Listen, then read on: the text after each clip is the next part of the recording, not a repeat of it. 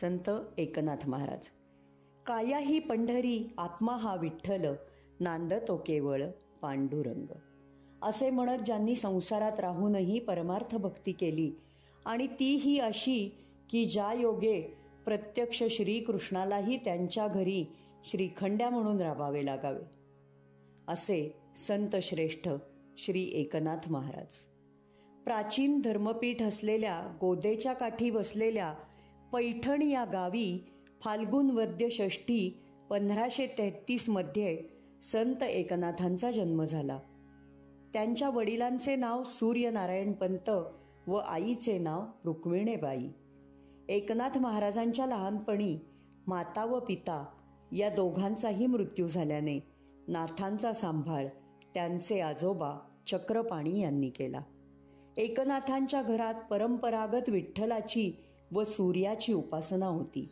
त्यामुळेच तेजोमय भक्तीचा संस्कार अगदी बालवयापासूनच त्यांच्यावर होत गेला. यातूनच अगदी वय वर्षे 11 इतक्या कोवळ्या वयात गुरुच्या शोधार्थ नाथ पैठणहून एकटेच देवगिरीला आले. तिथे त्यांची भेट त्यांचे गुरु जनार्दन स्वामी यांच्याशी झाली. एकनाथांनी जनार्दन स्वामींच्या मार्गदर्शनाखाली तत्वज्ञान, वेद, वेदांत यासारख्या आध्यात्मिक बाबतीत तर प्रावीण्य मिळवलेच, त्यांच्यासोबतच युद्धकला, कारभार चालवणे या गोष्टीतही ते तरबेज झाले. गुरूंच्या अनुग्रहामुळे एकनाथांच्या आध्यात्मिक प्रगतीचा उत्कर्ष झाला. त्यांना प्रत्यक्ष दत्तात्रेयांचेही दर्शन घडले. गुरूंची आज्ञा घेऊन एकनाथ महाराज पैठणला परतले व गृहस्थाश्रम स्वीकारला. त्यांच्या पत्नीचे नाव गिरिजाबाई होते. भगवंताच्या जवळ जाण्याचा मार्ग हा दुष्प्राय नाही. संसारात राहून कर्तव्य पार पाडूनही परमार्थ साधला जाऊ शकतो. हा अतिशय महत्त्वाचा आणि वारकरी तत्वज्ञानाचा पायाभूत संदेश संत एकनाथांनी दिला. ज्ञानेश्वर माऊलींनी रचलेल्या ज्ञानेश्वरीचे पुनःसंस्करण एकनाथ महाराजांनी केले. परमात्म्याचे खरे स्वरूप लोकांना कळावे, रुचावे यासाठी अभंग, गवळणी, भारूड, वासुदेव, बहुरूपी अशा सामान्य लोकांच्या आवडीचे लिखाण एकनाथांनी मोठ्या प्रमाणात केले. परमेश्वराकडे जाण्याचा सर्वात जवळचा मार्ग म्हणजे आपल्या आणि समोरच्या व्यक्तीतल्या चैतन्य तत्वाला जाणणे, असे नाथांचे म्हणणे असे.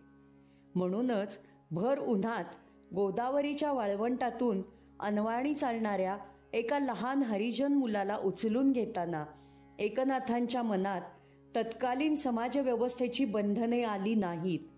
त्या रडणाऱ्या लहान मुलाला उचलून घेताना त्यांना त्या मुलाला होणारा त्रास, त्याचं रडणं, मनुष्यत्व आणि त्याही पलीकडे त्याच्यात वसणारं चैतन्य दिसलं. एकनाथ महाराजांनी जातीभेद कधीच मानला नाही. त्यांचं कीर्तन, लेखन हे सर्व सामाजिक स्तरांना सामावून घेणारं होतं. काळाच्या पुढे असणाऱ्या एकनाथ महाराजांनी सामाजिक समरसतेला अतिशय महत्त्व दिले. संत एकनाथांनी एकनाथी भागवत, भावार्थ रामायण, रुक्मिणी स्वयंवर, शुष्काष्टक टीका, स्वात्मबोध, आनंद लहरी अशी विपुल ग्रंथसंपदा निर्माण केली. फाल्गुन वद्य षष्ठी इसवी सन 1599 रोजी गोदावरीमध्ये संत एकनाथांनी जलसमाधी घेतली.